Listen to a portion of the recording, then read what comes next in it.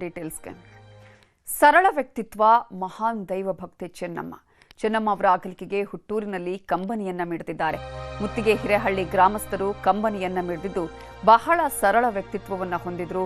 ಜೊತೆಗೆ ಮಹಾನ್ ದೈವ ಭಕ್ತೆ, ದೇವರ ಮೇಲೆ ಅಪಾರವಾದಂತಹ ನಂಬಿಕೆ, ಭಕ್ತಿ. ಅದೇ ಕಾರಣಕ್ಕಾಗಿ ಪ್ರತಿದಿನ 3 ಗಂಟೆಗಳ ಕಾಲ ಯಾವುದೇ ರೀತಿಯಂತಹ ಆಹಾರವನ್ನು ತೆಗೆದುಕೊಳ್ಳದೆ ಅವರು ಪೂಜೆಯನ್ನ ನೆರವೇರಿಸ್ತಾ ಇದ್ರು. ಪೂಜೆ ಆದ ಬಳಿಕವೇ ಅವರು ತಾವು ಆಹಾರವನ್ನು ಸ್ವೀಕರಿಸ್ತಾ ಇದ್ದಿದ್ದು. ಹಾಸನದ ಹಿರೇಹಳ್ಳಿ ಗ್ರಾಮಸ್ಥರು ಕಂಬನಿಯನ್ನ ಮಿಡಿದಿದ್ದಾರೆ. ಗ್ರಾಮದ ಜನರ ಕಷ್ಟಕ್ಕೆ ಯಾವತ್ತೂ ಕೂಡ ಅವರು ಮನ ಮಿಡಿತಾ ಇದ್ರು, ಸಹಕಾರಿಯಾಗಿದ್ರು. ಏನೇ ಸಮಸ್ಯೆ ಇದ್ರೂ ಕೂಡ ನೆರವನ್ನ ಅವರು ನೀಡ್ತಾ ಇದ್ರು ಅನ್ನುವಂತಹ ವಿಚಾರವನ್ನ ಹೇಳಿ ಕಣ್ಣೀರು ಹಾಕ್ತಾ ಇದ್ದಾರೆ ಗ್ರಾಮಸ್ಥರು. ಗ್ರಾಮದ ಕಾರ್ಯಕ್ರಮಗಳಿಗೆ ಅವರು ಬರ್ತಾ ಇದ್ರು, ಬಡವರಿಗೆ ಹಣವನ್ನ ಕೊಟ್ಟು ಸಹಾಯ ಮಾಡ್ತಾ ಇದ್ರು.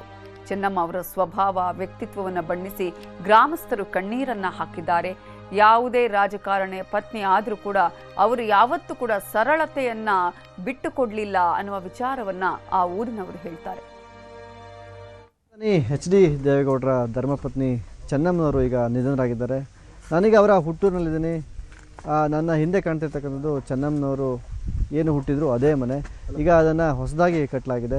ನನಗೆ ಇನ್ನು ವಸ್ತುಸ್ಥಿತಿಯನ್ನು ನಿಮಗೆ ತೋರಿಸ್ತಾ ಹೋಗ್ತೀನಿ. ಇದು ಹಾಸನ ಜಿಲ್ಲೆ ಹೊಳೆನರಸೀಪುರ ತಾಲೂಕಿನಲ್ಲಿರ್ತಕ್ಕಂಥ ಮುತ್ತಿಗೆ ಹಿರೇಹಳ್ಳಿ ಗ್ರಾಮದಲ್ಲಿ ಚೆನ್ನಮ್ಮನವರು ಹುಟ್ಟಿದಂಥ ಮನೆ. ಈ ಗ್ರಾಮದಲ್ಲಿ ಸಾಕಷ್ಟು ಸಂಬಂಧಿಕರನ್ನು ಚೆನ್ನಮ್ಮನವರು ಹೊಂದಿರ್ತಕ್ಕಂಥದ್ದು. ಅದೇ ರೀತಿಯಲ್ಲಿ ಇಲ್ಲಿ ಚೆನ್ನಮ್ಮನವರ ಅಣ್ಣ ತಮ್ಮ ಆಗಿರ್ಬೋದು, ಇನ್ನಿತರರೆಲ್ಲರೂ ಕೂಡ ಇಲ್ಲೇ ವಾಸವಾಗಿದ್ದರು. ಅವರೆಲ್ಲರೂ ಕೂಡ ಚೆನ್ನಮ್ಮನವ್ರ ಜೊತೆ ಸಾಕಷ್ಟು ಒಡನಾಟವನ್ನು ಇಟ್ಕೊಂಡಿದ್ರು. ಯಾವುದೇ ಕಾರ್ಯಕ್ರಮ ಆದರೂ ಕೂಡ ಚೆನ್ನಮ್ಮನವರು ಈ ಗ್ರಾಮಕ್ಕೆ ಬಂದು ಸಂಬಂಧಿಕರನ್ನು ಮಾತಾಡಿಸಿ ಹೋಗ್ತಿದ್ರು. ಈ ಗ್ರಾಮಕ್ಕೆ ಒಂದು ದೇವಸ್ಥಾನವನ್ನು ಕೂಡ ಚೆನ್ನಮ್ಮನವರು ಕಟ್ಕೊಟ್ಟಿದ್ದಾರೆ ಎಂಬಂಥ ಮಾತನ್ನು ಇಲ್ಲಿನ ಗ್ರಾಮಸ್ಥರು ಕೂಡ ಹಂಚ್ಕೊಳ್ತಿದ್ರು. ನಮ್ಮವರು ನಮ್ಮ ತಂದೆಯ ತಂಗಿ ಮಗಳು, ನಮ್ಮ ತಂದೆ ತಂಗಿ ಮಗಳು ಹರದನಹಳ್ಳಿ ನಮ್ಮದು. ಆವಾಗಿನಿಂದಲೂ ನಮ್ಮ ಚೆನ್ನಾಗಿ ಇಟ್ಕೊಂಡು ನಮ್ಮ ಇಲ್ಲೇ ಇಟ್ಕೊಂಡವ್ರ. ಅವ್ರ ತವ್ರ ಮನೆಯಲ್ಲೇ ಇದ್ದೀನಿ ನಾನು. ಅವ್ರು ಸುಮಾರು ದಿವಸದಿಂದಲೂ ಇಲ್ಲೇ ನೋಡ್ಕೊತಾವ್ರು, ನಮ್ಮನ್ನು ಚೆನ್ನಾಗಿ ನೋಡ್ಕೊತಾವ್ರು. ಏನೇ ಕಾರ್ಯಕ್ರಮ ಆದ್ರೂ ಕೂಡ ಚೆನ್ನಮ್ಮನವ್ರು ಬರ್ತಿದ್ರ, ನಿಮ್ಗೆಲ್ಲ ಮಾತಾಡಿಸ್ತಿದ್ರ? ಯಾವ ರೀತಿ ಕಾರ್ಯಕ್ರಮದಲ್ಲಿ ಭಾಗಿಯಾಗ್ತಿದ್ರಮ್ಮ? ಮಾತಾಡ್ಸೋರ್ಕಂದ್ರೆ ನಮ್ಮೆಲ್ಲರನ್ನೂ ಮಾತಾಡ್ಸ್ಕೊಂಡು ನಮ್ಗೇನು ಕೊಡಬೇಕೋ ಕೊಟ್ಟು ನಮ್ಮನ್ನು ಆಧರಿಸಿ ಎಲ್ಲನೂ ಚೆನ್ನಾಗಿ ನೋಡ್ಕೊಂಡು ಎಲ್ಲನೂ ಚೆನ್ನಾಗಿ ಹೋದ್ರು. ಎಲ್ಲನೂ ಮಾಡ್ಕೊಂಡು ಹೋಗೋರು, ಚೆನ್ನಾಗಿದ್ರು. ಅವ್ರು ನೆನ್ಕೊಂಡು ನಮ್ಮನ್ನು ಈಗ ಅವ್ರು ಇದ್ದಿದ್ದು ನಿಮಗೂ ಒಂಥರ ಧೈರ್ಯವಾಗಿತ್ತು. ಯಾರೋ ಒಂದು ಬೆನ್ನೆಲುಬಾಗಿ ನಮ್ಮ ಜೊತೆ ಇದ್ದಾರೆ ಅಂತ ಇತ್ತು. ಈಗ ಅವ್ರನ್ನ ಕಳ್ಕೊಂಡಿದ್ದೀರಿ ಅಮ್ಮ? ಕಳ್ಕೊಂಡಿದ್ದೀವಿ. ಏನು ಮಾಡಿದ್ರಪ್ಪ, ಕಳ್ಕೊಂಡು ಮನೆಗೆ ಬರುತ್ತಾ, ಏನು ಮಾಡೋಕ್ಕಾಗುತ್ತೆ. ಈಗ ಕೊನೆಯದಾಗಿ ಅಮ್ಮ ನೀವು ಯಾವಾಗ ಮಾತಾಡ್ಸಿದ್ರಿ? ಚೆನ್ನಮ್ಮನವ್ರು ಸಿಕ್ಕಿದಾಗ ನಿಮ್ಗೆ ಯಾವಾಗ ಸಿಕ್ಕಿದ್ರು? ಏನು ಮಾತಾಡಿದ್ರು? 2 ತಿಂಗಳಲ್ಲಿ ಹೋಗಿದ್ದೆ ಅವನಿಗೆ. ನಾನು ಹೋಗಿದ್ದೆ ಬೆಂಗಳೂರಿಗೆ ನೋಡಬೇಕು ಅಂತವ. ಹೋಗಿ ಮಾತಾಡಿದ್ರು ನನ್ನ ಕೈಲಿ ಚೆನ್ನಾಗಿ. ಎಲ್ಲನೂ ಮಾತಾಡಿ ಇರವ ಬೆಳಿಗ್ಗೆ ಹೋಗಿವೆ ಅಂತ ಎಲ್ಲ ಮಾತಾಡಿ ಮನೆಗೆ ಹೋಗ್ಬೇಕನ್ನಕ ಅಂತ ಹೇಳಿ ಚೆನ್ನಾಗಿ ಮಾತಾಡಿ ಬಂದೆ. ಯಾವ ರೀತಿ ಸಂಬಂಧಿಕರ ಜೊತೆ ಯಾವ ರೀತಿ ಒಡನಾಟವನ್ನು ಇಟ್ಕೊಂಡಿದ್ರು ಸರ್? ತುಂಬ ಚೆನ್ನಾಗಿ ಒಡನಾಟ ಎಲ್ಲ ಇಟ್ಕೊಂಡಿದ್ರು ಸರ್. ನಾನು ಇವಾಗ 5 ಇಯರ್ಸ್ ಆಯಿತು ಮದುವೆಯಾಗಿ. ನನಗೆ ಅಷ್ಟು ಅವರು ನನಗೆ ಗೊತ್ತಿಲ್ಲ. ಇವಾಗ ಪರಿಚಯ ಆಗಿದೆ, ಬಟ್ ಪರವಾಗಿಲ್ಲ. ತುಂಬ ಚೆನ್ನಾಗಿ ಮಾತಾಡ್ಸೋದು. ನನ್ನ ಮಗಳನ್ನ ಕರ್ಕೊಂಬಂದಿದ್ದೆ, ಯಾವಾಗಲೂ ಎಲ್ಲ ಚೆನ್ನಾಗಿ ಮಾತಾಡ್ಸಿದ್ರು ಸರ್ ಅವರು. ಅದಾದಮೇಲೆ 3 ಇಯರ್ಸ್ ಆಗಿಂದ ಬರ್ತಾಯಿಲ್ಲ ಅವರು ದೇವಸ್ಥಾನ. ಅದೇ ಆಗ್ತಾ ಇತ್ತಿಲ್ವಲ್ಲ ಅವರಿಗೆ ಬರೋದಕ್ಕೆ, ಅದಕ್ಕೆ ಅವರು ಬರ್ತಾ ಇತ್ತಿಲ್ಲ. ಇವಾಗ ಒಂದು 3 ಇಯರ್ಸಿಂದ ಬರೋದು ಸ್ಟಾಪ್. 2 ವರ್ಷ ಓಪನ್ ಆಗಲಿಲ್ಲ, ಬಂದಿಲ್ಲ ಸರ್ ಅಷ್ಟೇ. ಅವರು ಮದುವೆಗೆ ಹೇಳಕ್ಕೆ ಹೋಗಿದ್ದಾಗಲೂ ಅವರೇ ನಿಂತು ಊಟ ಬಡಿಸಿ, ನಾವು ಊಟ ಮಾಡಲ್ಲ ಅಂದರೂ ಕೇಳ್ತಾ ಇರಲಿಲ್ಲ. ಅವರೇ ಊಟ ಮಾಡಿಸಿ ಕಳ್ಸೋರು. ನಮ್ಮ ಮಗಳ ಮದುವೆಯಲ್ಲಿ ಫಸ್ಟ್ ಅವರೇ ಇದು ಮಾಡಿ ಬಟ್ಟೆ ತರಕ್ಕೆ ಅಲ್ಲಿಗೆ ಹೋಗಿದ್ದು. ಆಗ ಅಲ್ಲೇ ಬೆಳಿಗ್ಗೆ ತಿಂಡಿ, ಮಧ್ಯಾಹ್ನ ಊಟ, ರಾತ್ರಿ ಊಟ ಮುಗಿಸ್ಕೊಂಡು ಬಂದ್ವಿ. ಇದು ಅವರ ಸಂಬಂಧಿಕರ ಮಾತು. ಏನು ಮೊಸಳೆ ಹೊಸಳ್ಳಿ ಪಕ್ಕದಲ್ಲಿರ್ತಕ್ಕಂಥ ಮುತ್ತಿಗೆ ಹಿರೇಹಳ್ಳಿ ಗ್ರಾಮದಲ್ಲಿ ಅವರ ತಾಯಿ ಮನೆ ಇರ್ತಕ್ಕಂಥದ್ದು. ಚೆನ್ನಮ್ಮನವರು ಇಲ್ಲೇ ಹುಟ್ಟಿದಂಥದ್ದು, ಇಲ್ಲೇ ವಿದ್ಯಾಭ್ಯಾಸವನ್ನು ಮಾಡಿದ್ರು. ಇಲ್ಲಿರ್ತಕ್ಕಂಥ ಎಲ್ಲರ ಸಂಬಂಧಿಕರನ್ನು ಕೂಡ ಅಷ್ಟೇ ಚೆನ್ನಾಗಿ ನೋಡ್ಕೊಂಡಿದ್ರು.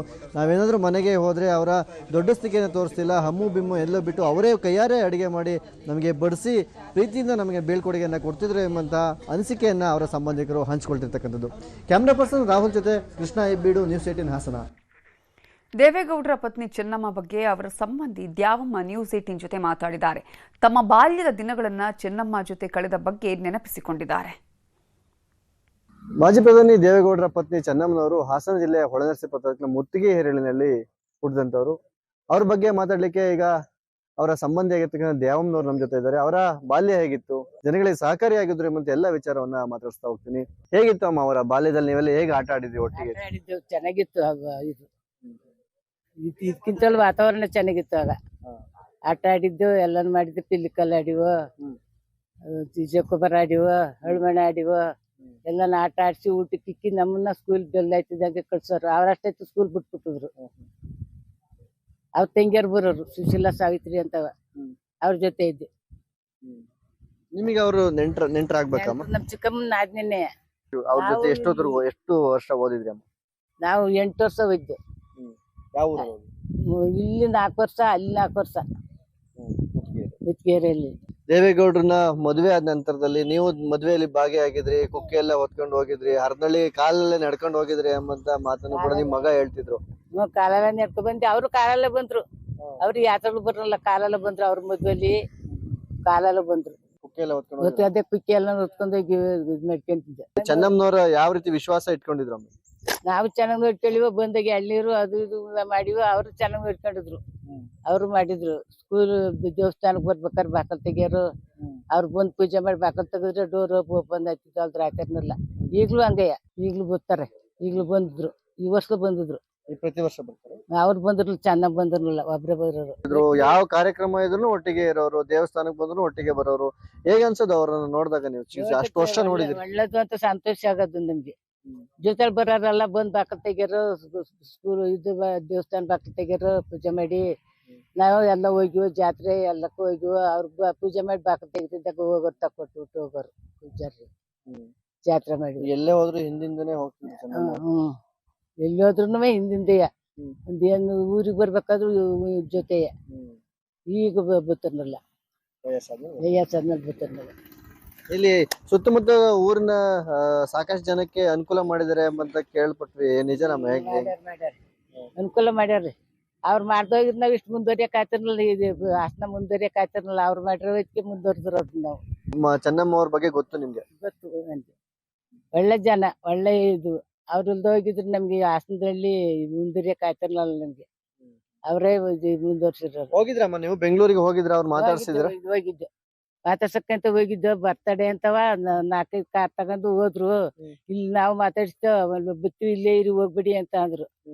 ನಾವು ಗೋಪಾಲ ಬರಕಾತೆಗೆ ಹೋಗೋಣ, ಅವ್ರು ಎಷ್ಟೈತಿ ಬರ್ತಾರ ಅಂತ ಕರ್ಕೊ ಬಂದ್ಬಿಟ್ರು. ನೀವೇನಂತ ಕರೀತಿದ್ರಿ? ಅಕ್ಕ ಅಕ್ಕ ನೀವು, ಚೆನ್ನಕ್ಕ ನೀವು, ಪಾಪಕ್ಕ ನೀವು, ಅಡ್ಡೆಸ್ರು ಅದೇ.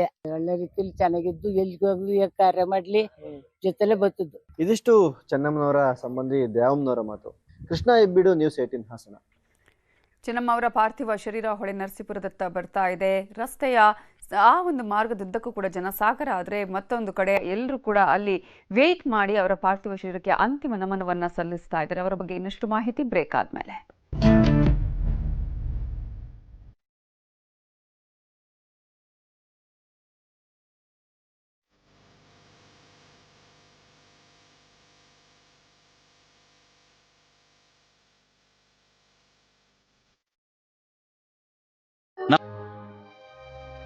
ಎಲ್ಲ ರಾಜಕೀಯ ಗಣ್ಯರು ಬೆಂಗಳೂರಿನಲ್ಲಿ ಅಂತಿಮ ದರ್ಶನವನ್ನು ಪಡ್ಕೊಳ್ತಾ ಇದ್ದಾರೆ.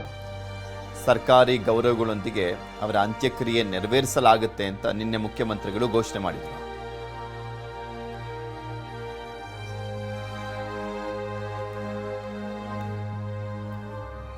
ಅಂತಿಮ ದರ್ಶನ ಪಡೆದಂತ ಗಣ್ಯರೆಲ್ಲರೂ ಕೂಡ ಮಾತನಾಡಿದ್ದಾರೆ. ಏನು ಹೇಳಿದ್ದಾರೆ ಕೇಳೋಣ.